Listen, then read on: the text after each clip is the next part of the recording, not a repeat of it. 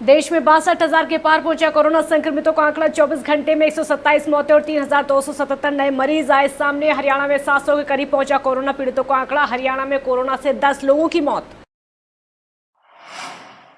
चंडीगढ़ के सेक्टर 29 में उस समय दहशत का माहौल बन गया जब सेक्टर में 7 व्यक्ति रहने के लिए पहुंचे, जिसके बाद इसकी जानकारी थाना पुलिस को दी गई। मौके पर पुलिस भी पहुंच गई। पुलिस ने 7 व्यक्तियों को राउंड अप करके थाने ले गई और उनसे पूछताछ की। जींद जिले के लिए एक राहत की खबर आई है, जहां जिले में 15 कोरोना पॉजिटिव रिपोर्ट आने से जींद में डर का माहौल बन गया था। तो वहीं 15 में से 7 लोगों की दूसरी रिपोर्ट नेगेटिव आ जाने से जींद को कुछ राहत मिली है। जिन 7 लोगों की दूसरी रिपोर्ट नेगेटिव आई है वो कई लोग हैं।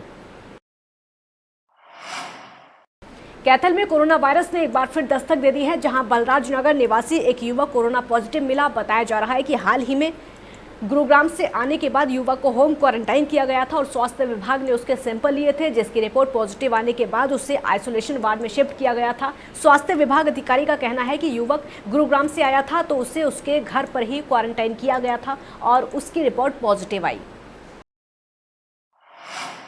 हरियाणा के मुख्यमंत्री मनोहर लाल प्रवासियों को उनके गृह राज्य भेजने पर बोलते हुए कहते हैं कि राज्य से इच्छुक प्रवासी श्रमिकों को उनके गृह राज्यों में पहुंचाने के लिए रोजाना विशेष श्रमिक रेलगाड़ियों को प्रदेश के कई रेलवे स्टेशनों से चलाया जा रहा है और इसी श्रृंखला में शनिवार को हरियाणा से 4 रेलगाड़ियों को भेजा गया। भिवानी में प्रवासियों को वापस घर जाने का सिलसिला जारी। शनिवार को जिस प्रकार 1200 प्रवासियों को श्रमिक स्पेशल ट्रेन से पूर्णिमा भेजा गया था, तो वहीं रोडवेज की 30 बसों में यूपी के लिए श्रमिकों को रवाना किया। बसों के माध्यम से 1100 श्रमिकों को भेजा गया था। घर वापसी को लेकर प्रवासियों में खुशी की लहर। तो शाम में प्रशासन ने सैकड़ों प्रवासी मजदूरों को हरियाणा रोडवेज की बसों में बैठाकर अपने घरों तक रवाना किया। इन प्रवासी मजदूरों में सभी मजदूर उत्तर प्रदेश के कई जिलों के रहने वाले थे। तो शाम सब डिपो की तकरीबन 2 दर्जन से ज्यादा बसों में इन मजदूरों को रवाना किया गया। इससे पहले इन मजदूरों को तो शाम की मुंगी पर धर्मशाला में ठहराया गया था और उनका खाने पीने का प्रबंध किया गया। बवानीखेड़ा के गांव पप्पूसा में ग्राम पंचायत द्वारा गांव में कोरोना योद्धाओं, जिसमें पुलिस प्रशासन, स्वास्थ्य कर्मी, मीडिया कर्मी और सफाई कर्मियों को पगड़ी पहनाकर सम्मानित किया गया। ग्रामीणों ने कोरोना योद्धाओं पर फूल बरसाए।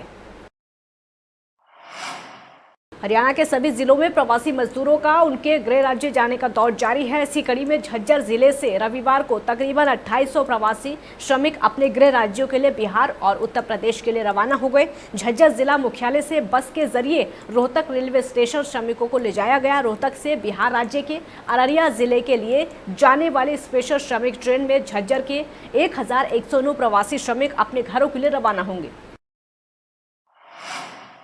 प्रशासन के सख्त आदेशों के बावजूद भी रोहतक में रविवार को कोई दुकानें खुली रहीं और जिसके बावजूद शहर में पुलिस द्वारा पेट्रोलिंग की गई और इस दौरान इन दुकानों को बंद करवाया गया। वहीं डी पार्क के पास स्थित बीकानेर मिष्ठान भंडार पर तो तहसीलदार द्वारा सख्त कार्रवाई की गई। दुकान को सील कर दिया गया, साथ में चालान काटा गया। कोरोना वायरस खत्म करने के लिए रोहतक नगर निगम द्वारा शहर के मुख्य चौक चौराहों पर फॉगिंग करवाई गई। तो वहीं कॉलोनियों में स्थित पार्क में विशेष सफाई अभियान चलाया गया। सरकारी कार्यालयों में भी सैनिटाइजर का छिड़काव किया गया। नगर निगम द्वारा मैकेनिकल स्वीपिंग के माध्यम से शहर की मुख्य सड़कों को साफ किया गया। दिल्ली और एनसीआर के इलाकों में रविवार सुबह तेज आंधी के साथ कुछ जगहों पर बारिश भी हुई। ये तस्वीरें तमाम कई जगह की निकलकर सामने आई और रोहतक में भी कुछ ऐसा ही नज़ारा देखने को मिला। तेज आंधी के कारण जरूरी काम से बाहर निकले लोगों को मुश्किलों का सामना करना पड़ा। हालांकि रोहतक के आसपास के इलाकों में हुई बारिश की वजह से लोगों को गर्मी से राहत मिली। मौसम विभाग ने पहले ही दिल्ली एनसीआर में तेज आंधी के साथ हल्की बारिश का अनुमान जताया था। शराबी तस्करी के लिए तस्कर नए नए हथकंडे लगातार अपना रहे हैं। कोई कसर नहीं छोड़ते, लेकिन फिर भी पुलिस उन्हें अपने शिकंजे में जकड़ लेती है। ताज़ा मामला होटल का है, जहां सीआईए स्टाफ को गुप्त सूचना मिली थी कि 2 पंजाब नंबर के कंटेनर में पंजाब से अवैध शराब होटल हाईवे के रास्ते यूपी और अन्य राज्यों में तस्करी के लिए ले जाई जा रही है। सूचना मिलते ही पुलिस ने टीम गठित करके गाँव बंजारी के पास हाईवे 19 पर नाका लगा दिया और पंजाब नंबर ट्रक को रुकवा लिया। टोहाना में पुलिस ने हेरोइन तस्करी करते हुए 2 बाइक सवार युवकों को गिरफ्तार किया। पुलिस ने दोनों आरोपियों के कब्जे से 35.44 ग्राम हेरोइन बरामद की।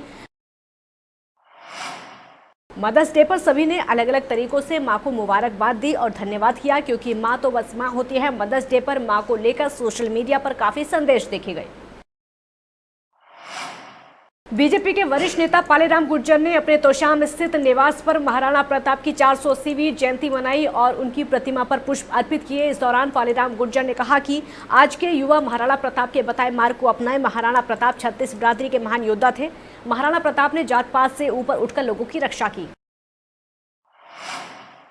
चंडीगढ़ में कश्यप राजपूत सभा लॉकडाउन के दौरान बेसहारा हुए लोगों के लिए मसीहा बनकर आई है। कश्यप राजपूत सभा की रसोई में पिछले 40 दिनों से जरूरतमंद लोगों के लिए खाना बनाया जा रहा है और रोजाना 800 से 900 लोगों के लिए भोजन तैयार किया जाता है।